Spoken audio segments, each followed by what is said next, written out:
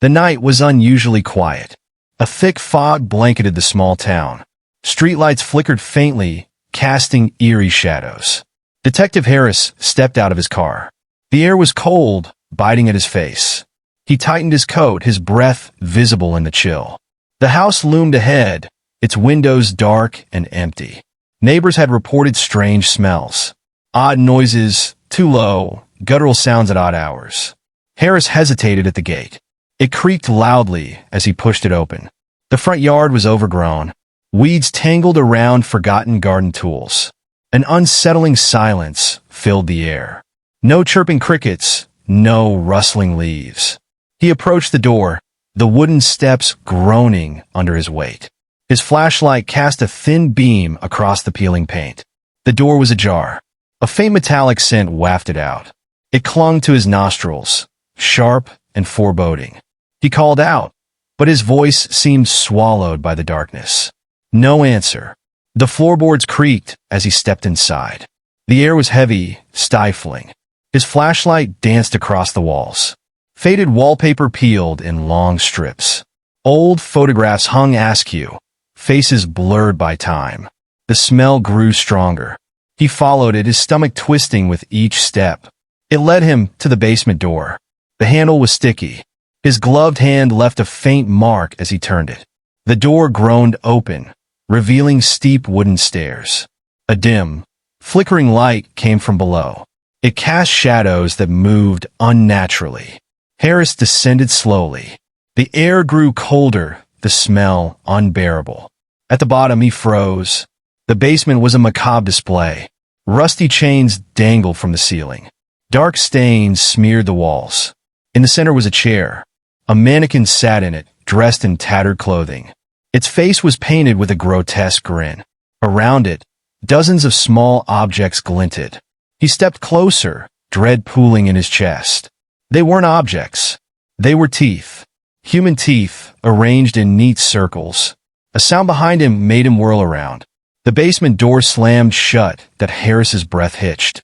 The darkness swallowed the room whole. His flashlight flickered. A scraping sound echoed from the far corner. Slow, deliberate. Something was moving. His fingers twitched toward his gun. A whisper slithered through the air. Not words, just breath. Shaky, uneven like someone struggling to breathe. The air grew damp, thick with decay. He forced himself to move. His foot bumped against something soft. His heart stopped. A severed hand, skin leathery, nails blackened. It lay in a small pool of congealed blood. His stomach lurched. Another whisper, this time closer. His flashlight caught something in the darkness. A figure, half hidden in the shadows. Thin, too thin. Its limbs were wrong, too long, too stiff. It stood completely still, except for its head, twitching, tilting, jerking. A sharp inhale, raspy and wet. Then it smiled. Not a normal smile. Too wide, too many teeth, and none of them its own. Harris stumbled back, his pulse hammering. The thing took a step forward. Bones cracked with the movement. Another step. Then it spoke, but not in its own voice. A dozen voices, overlapping. Some pleading, some laughing, some screaming. Stay a while. The words crawled down his spine. He raised his gun, hands shaking. The thing didn't flinch. Its head twitched again, faster this time, like it was excited. Then it lunged. Harris fired. The gunshot roared through the basement. The creature didn't stop, didn't even flinch. It moved too fast, too erratic. 1 second it was yards away. The next right in front of him.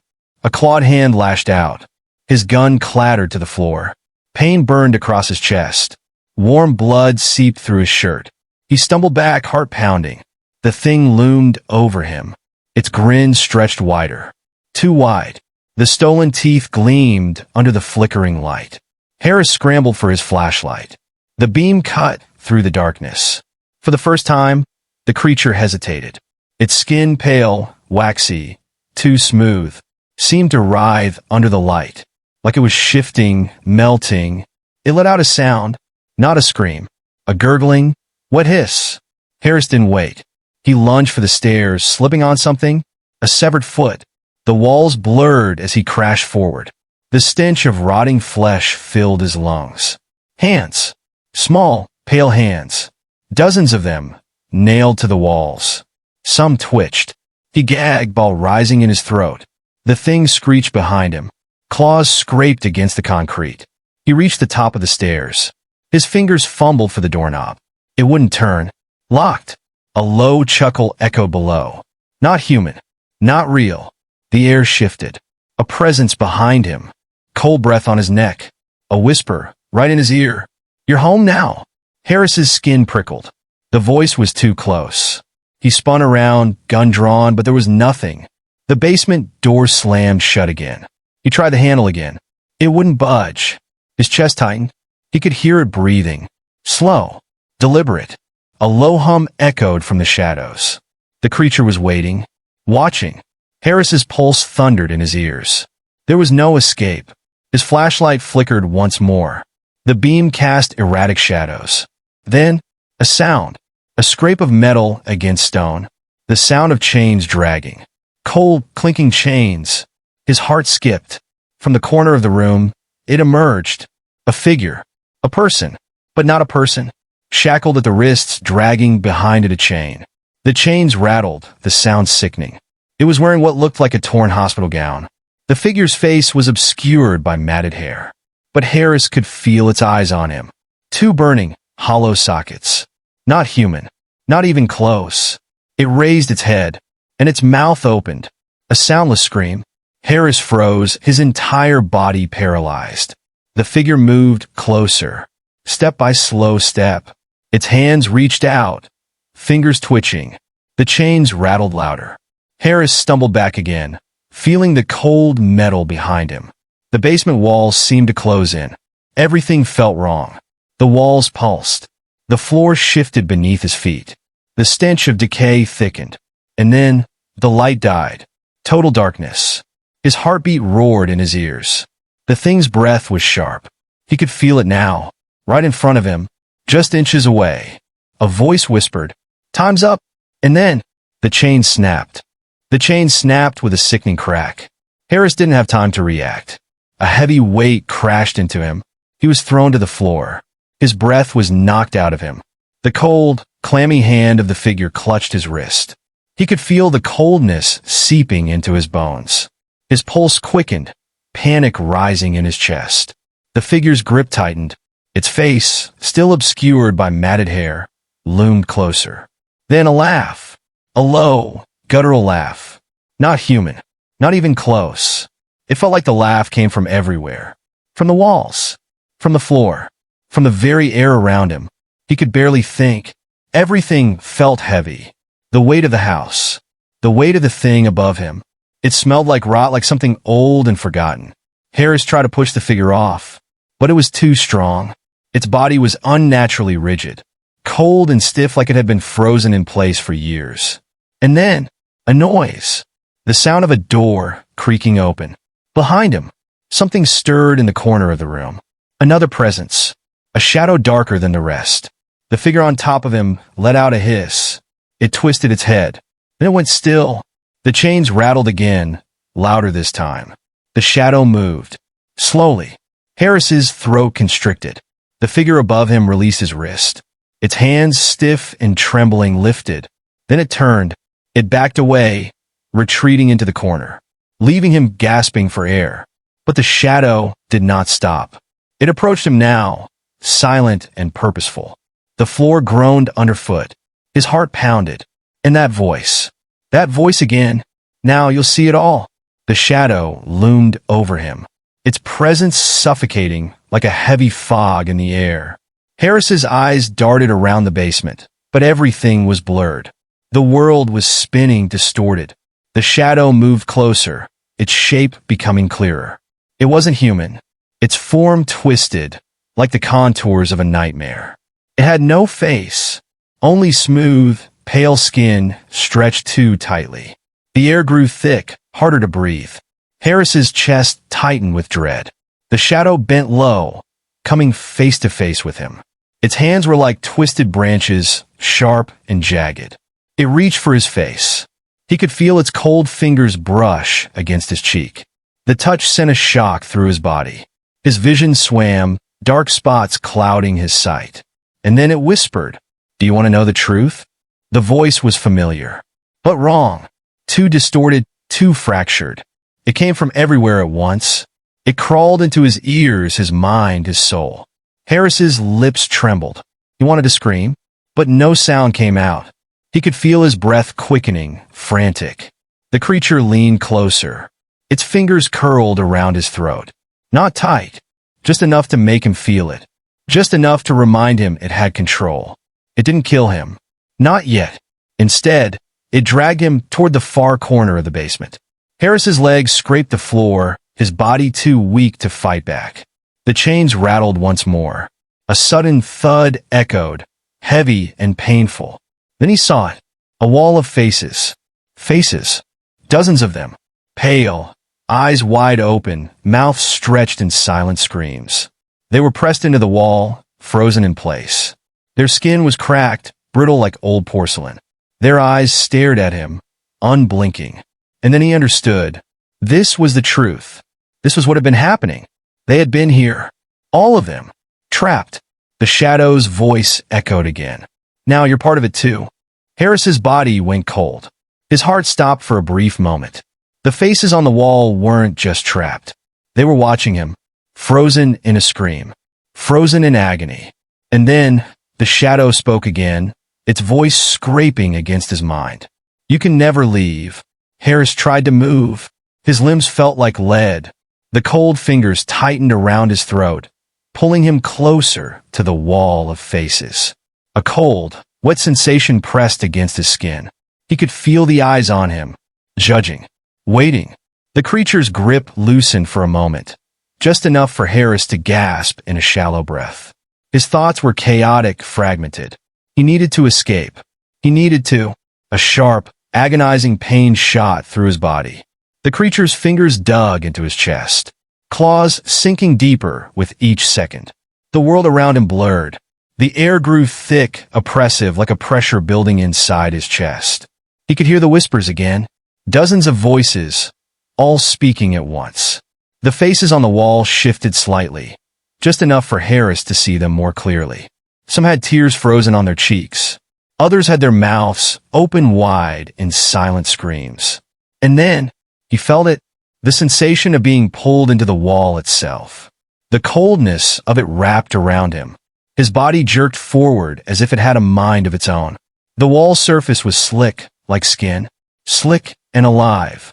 A pulse beat through it, slow and rhythmic. Harris's breath caught in his throat. The truth was clear now. This wasn't just a place. It was a trap, a living, breathing thing. And now he was a part of it. The faces on the wall seemed to shift, their eyes widening further. Their mouths stretched in grotesque smiles. Their twisted forms moved, merging with his own. Harris tried to scream, but no sound came. Only the soft, wet sound of skin melding with skin.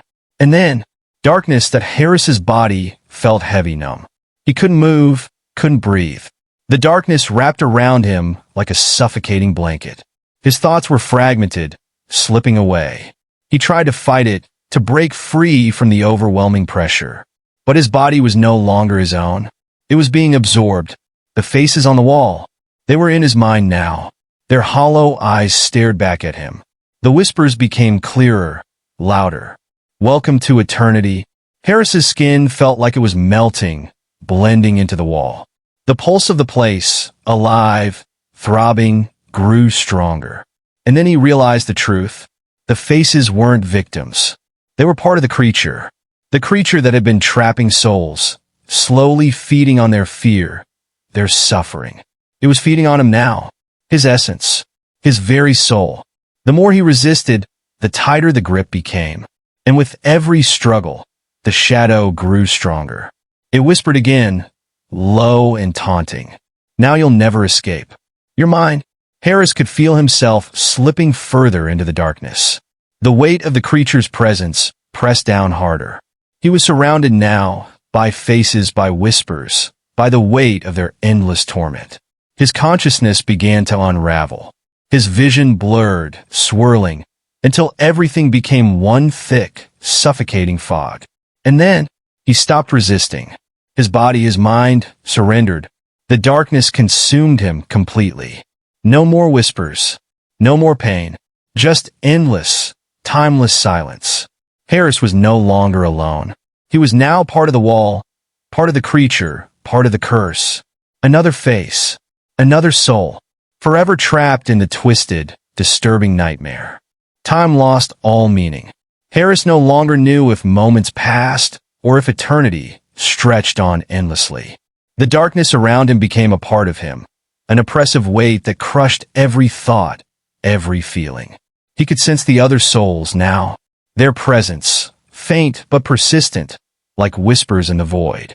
Some were angry, some were terrified, others resigned, but none of them could escape, and neither could he. His body, if he could still call it that, was one with the wall now. His eyes were wide open, frozen in a silent scream. But there was no one to hear it.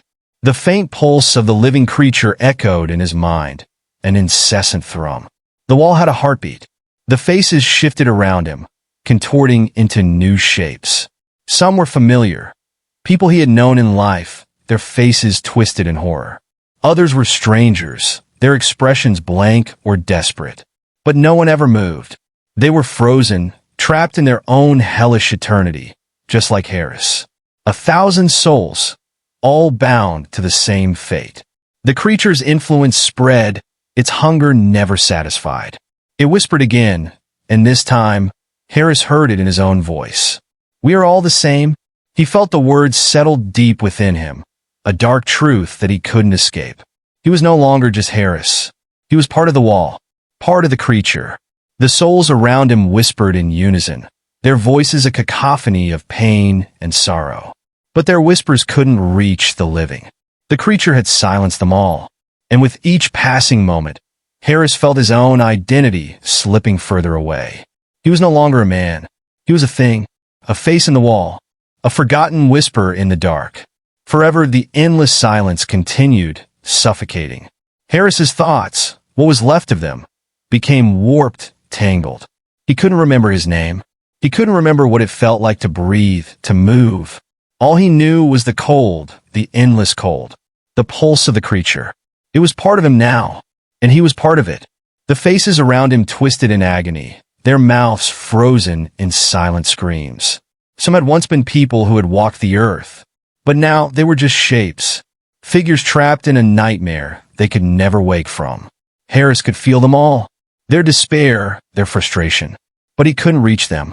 The walls were too thick, too alive. The creature's heartbeat was louder now, echoing through the depths of his mind, a constant reminder of what he had become, a face, a part of its collection. He was its new prisoner, its newest piece, a drop in its endless pool of souls. The walls began to shift again, their surface rippling like liquid.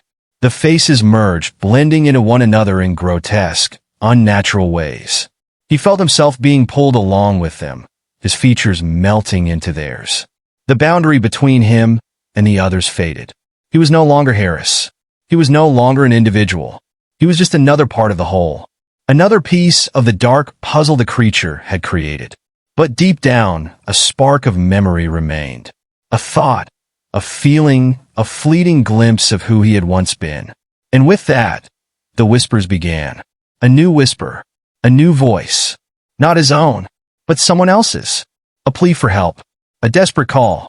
But Harris couldn't respond. He could only listen as the walls around him continued to shift, as the creature's pulse grew stronger. And with each passing moment, the last shred of his identity slipped away.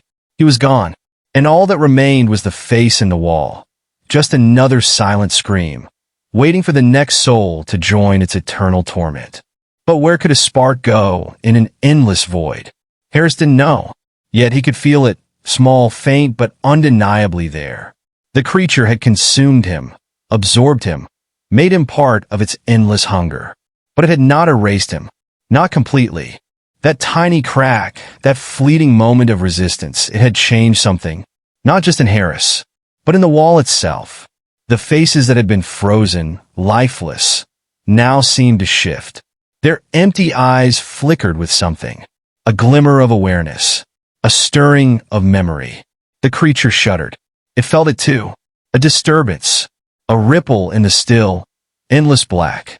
Harris felt the weight of the void pressing down, forcing him to forget, to surrender, to become nothing again. But he refused. Somewhere, beyond the suffocating dark, beyond the grasp of the creature, the world still existed. The sun, the sky, the wind. And as long as he could remember those things, he was not lost. Not yet. The crack in the wall reappeared. This time larger, wider. It pulsed, like a wound, leaking something the creature had long buried. Light. The creature recoiled.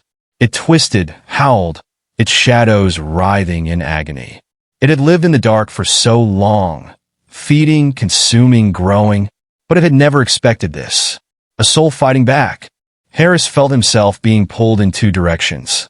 One toward the endless silence, the other toward the widening crack of light. He had a choice. Stay and be forgotten, or fight for whatever remained of himself. With the last shred of strength left in him, he reached toward the light. The wall screamed, the faces twisted, the void itself tried to drag him back. But Harris pushed forward.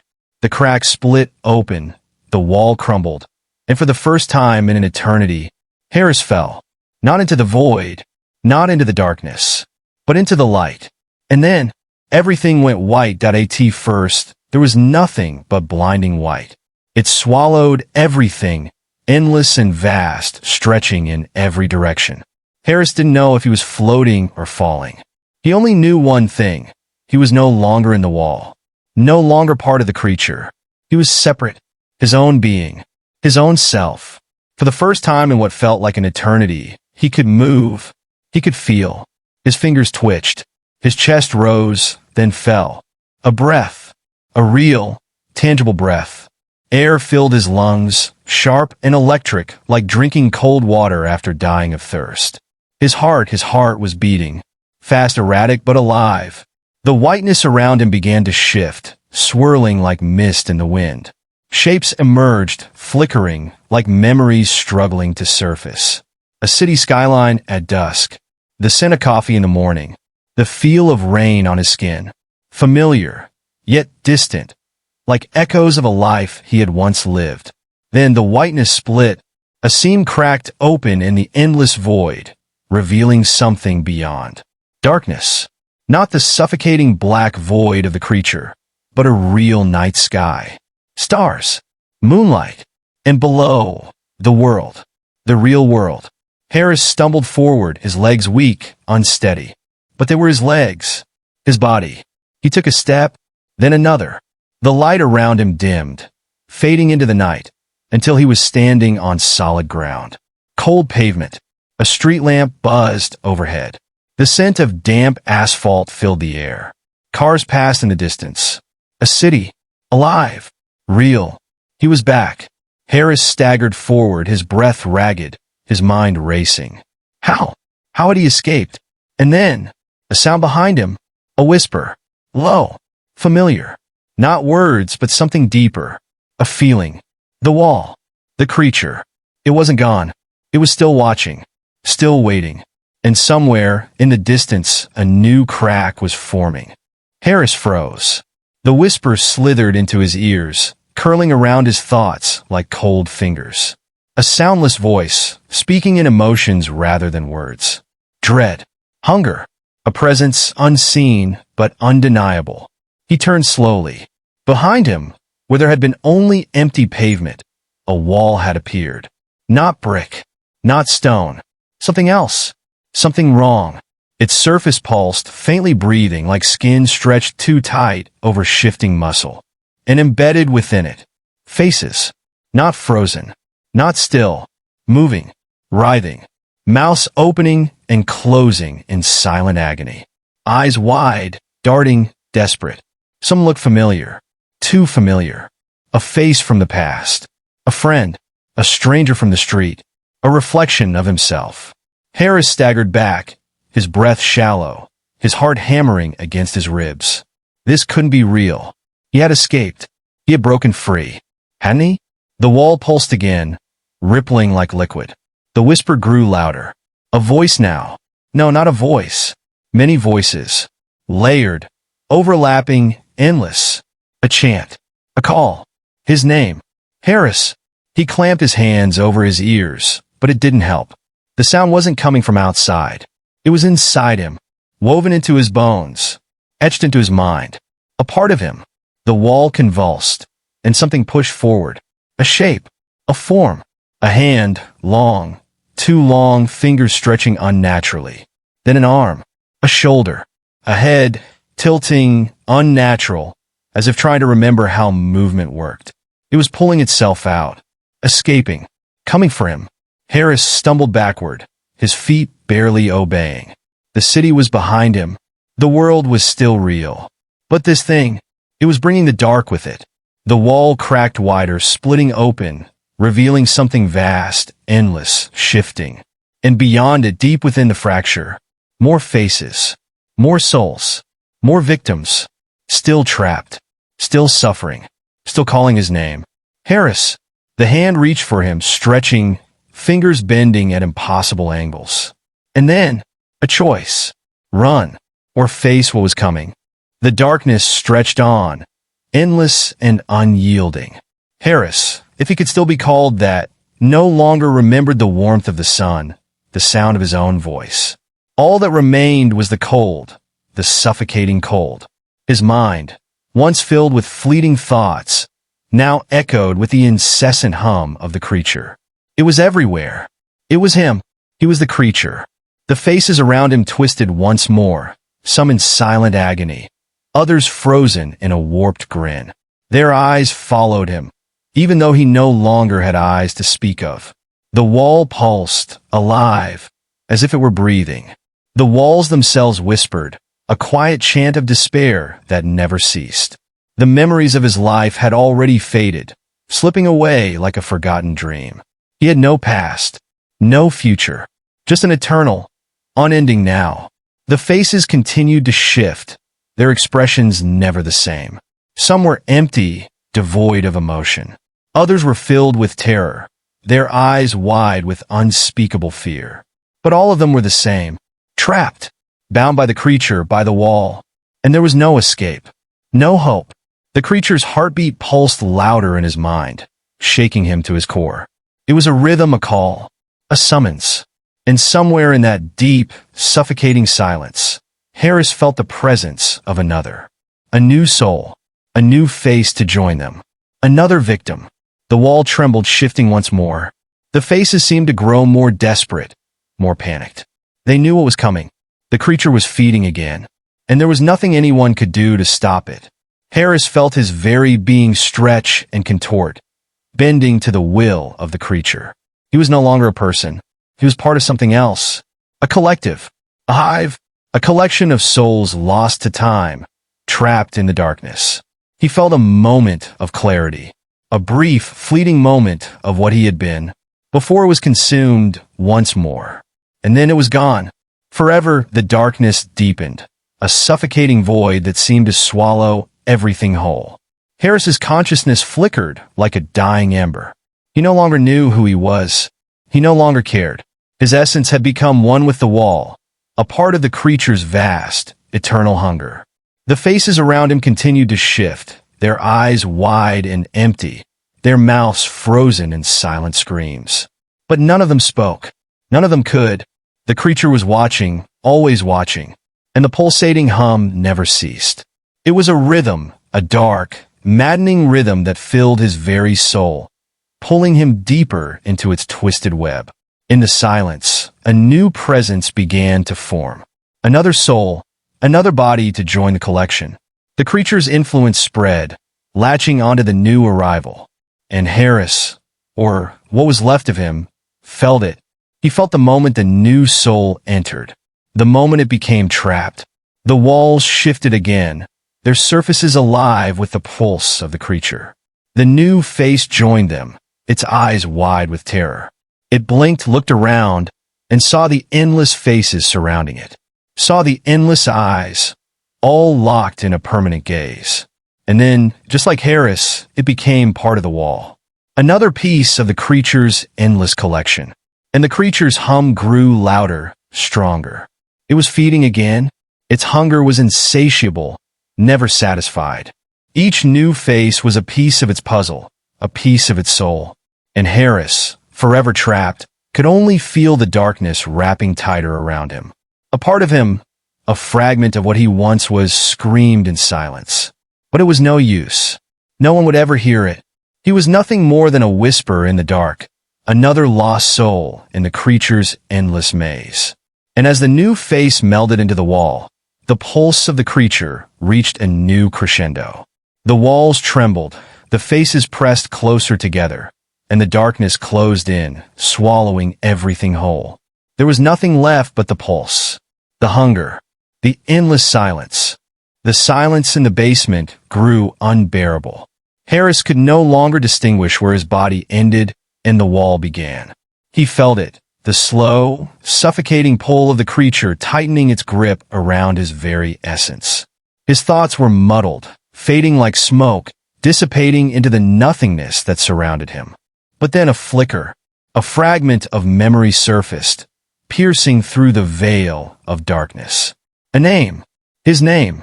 For just a moment, he was Harris again. He could remember his life, his breath, his heartbeat. He could almost feel the warmth of the sun, the wind on his skin. But it was fleeting. The creature, always hungry, never allowed him to hold on to that moment for long. The pulse of the wall quickened. The faces shifted around him, their expressions now eerily calm. They no longer screamed. They no longer cried. They had become part of the creature, just like him. But something was different this time. As the darkness pressed in on him, Harris realized with chilling clarity that he wasn't alone. There were others, new souls, fresh faces, still writhing in their own torment. The creature had found them, new victims.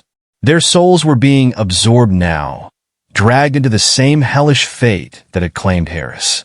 They screamed, they pleaded, but there was no escape. The walls rippled with the sound of their cries as the creature fed. It was insatiable, always hungering for more. And now, Harris felt the pull of the creature's power once again, this time even stronger than before. He was no longer just part of the wall. He was part of the creature. The walls around him began to tremble, vibrating with a strange, unnatural energy. And in that moment, something shifted. A new presence, something ancient, something powerful, stirred deep within the creature. It was aware of him. Harris had become more than just a prisoner. He had become a vessel. The creature was preparing for something greater. And Harris, once a man, was now its willing conduit. The darkness deepened, and as the new souls were absorbed, he could feel the creature growing stronger. The end was near. But for Harris, it was already too late. The darkness that had enveloped Harris for what felt like an eternity grew heavier still. His form, now more a part of the wall than a being of flesh and bone, had faded completely into the creature's endless void. He was no longer just a lost soul. He was the wall. He was the darkness. And yet, in the depths of that overwhelming blackness, something stirred. It was faint at first, like a whisper in the wind, a soft pull, a quiet tug deep within his core. He could feel it, like a distant heartbeat, reminding him of something he had once known. It was hope. A flicker of light, though dim and fragile, still lingered in him. For the briefest moment, Harris was reminded of the person he had been, the man who had breathed, who had walked, who had felt the warmth of the sun on his skin, a feeling he thought he had lost forever. The creature, sensing this rebellion in his mind, tightened its hold. But Harris, in the depths of the creature's power, reached into the very heart of his fading self. He wasn't just going to let go. Not completely. In the stillness, a crack formed in the wall. A tiny fracture, splitting the creature's grip. It was nothing much, but it was enough. Harris reached out, searching for the light, any shred of it that he could grasp. And as the wall trembled, the creature's pulse faltered. For the first time in what felt like forever, the silence was broken. A sound, soft and fragile, emerged from Harris, a single, whispered breath. It was his voice, faint but unmistakable. "Help!" And then, the darkness began to unravel. The creature's hold loosened, the weight of its influence diminishing, if only for a moment. Harris felt a tear in the fabric of the nightmare, a chance, however brief, to escape. But before he could reach it, the pull of the void was too strong. The creature's final, crushing grip took hold again. The fracture closed, the light flickered out, and the silence returned. Once more, Harris was a face in the wall. But this time, something had changed. Deep inside, he knew that no matter how endless the dark, no matter how powerful the creature, he had not been completely consumed. A part of him, however small, had escaped. And as the darkness closed in once again, Harris held on to that tiny spark, knowing that somewhere, somehow, it would live on.